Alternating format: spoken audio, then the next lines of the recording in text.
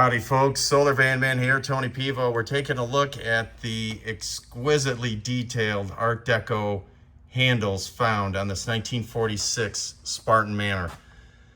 This is, these locks in this condition, if you found one on eBay, you would expect to pay about $1,500. Art Deco Beauty has not one but two, and we're doing some mild repairs on the other one. I'm gonna have Don from the machine shop that's doing the repairs visit, but meanwhile, we'll make a video with Don. But that's how you do it. You turn that key, and then the handle is available to use, and you close the door, and you can latch it. And then when you are ready to take off, you pop it back in.